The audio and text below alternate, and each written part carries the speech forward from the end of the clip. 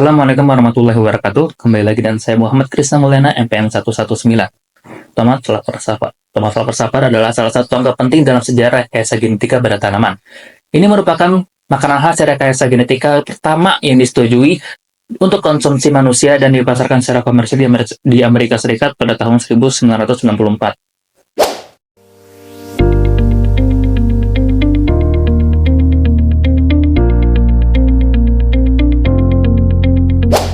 Tomat Flavor Savar memiliki tujuan utamanya adalah untuk memperlambat proses pelunakan buah setelah panen.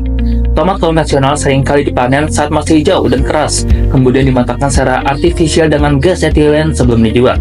Hal ini seringkali mengakibatkan tomat memiliki rasa yang kurang optimal.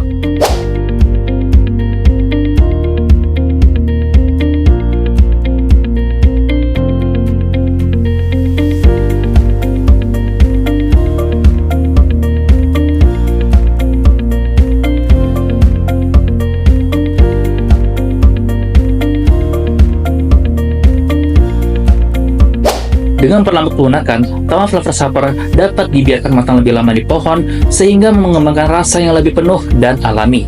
Memiliki umur simpan yang lebih panjang, mengurangi kerugian akibat pembusukan selama pengiriman dan penyimpanan.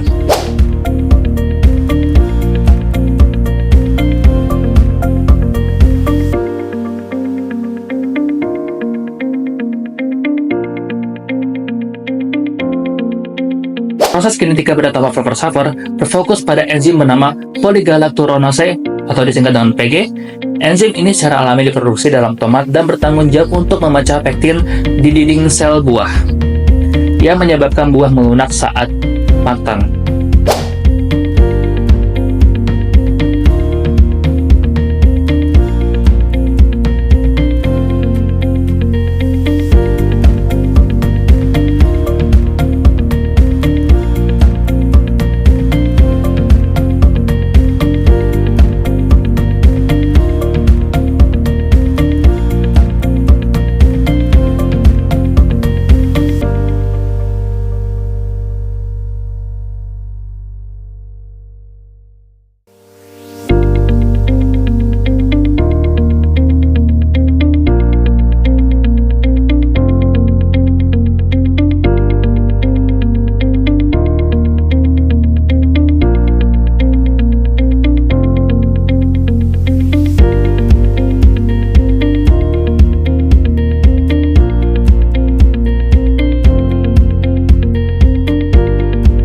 Para ilmuwan dari perusahaan Celgene menggunakan teknik yang disebut teknologi antisense untuk memodifikasi tomat Flavor Savar. Mereka mengidentifikasi gen yang bertanggung jawab untuk memproduksi enzim PG pada tomat. Mereka kemudian memasukkan salinan gen PG yang terbalik atau antisense ke dalam genom tomat. Gen antisense ini akan menghasilkan molekul RNA yang merupakan komponen dari RNA alami yang mengkodekan enzim PG. Ketika RNA antisense ini berikatan dengan RNA alami atau mRNA yang seharusnya memproduksi enzim PG, proses produksi enzim PG akan terhambat atau sangat berkurang.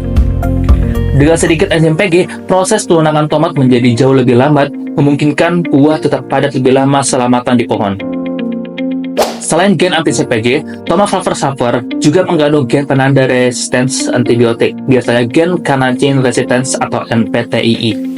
Gen ini digunakan untuk membantu mengidentifikasi sel-sel tomat yang berhasil dimodifikasi secara genetika di laboratorium. Keberadaan gen penanda ini sempat menimbulkan kekhawatiran publik mengenai potensi resistensi antibiotik, meskipun regulator menyatakan aman. Meskipun secara ilmiah dan disetujui oleh FDA, Food and Drug Administration, Amerika Serikat, tomat Flavor Savar tidak berhasil secara komersial, dan produksinya dihentikan pada tahun 1997. Beberapa faktor yang berkontribusi terhadap kegagalannya termasuk biaya produksi dan pemasaran yang tinggi, tantangan dalam distribusi, dan penanganan tomat transgenik ini. Kurangnya pengalaman Celgene dalam industri pertanian skala besar, keraguan dan penolakan sebagian konsumsi terhadap produksi rekayasa genetika, meskipun rasanya diklaim lebih baik. Meskipun demikian, tomat Flavor Savar memiliki signifikansi historis yang lebih besar karena membuka jalan bagi pengembang dan regulasi produk pangan. Rekayasa genetika lainnya ini menjadi kasus uji penting bagi industri bioteknologi dan proses regulasinya membentuk dasar bagi produk-produk rekayasa genetika selanjutnya yang lebih sukses.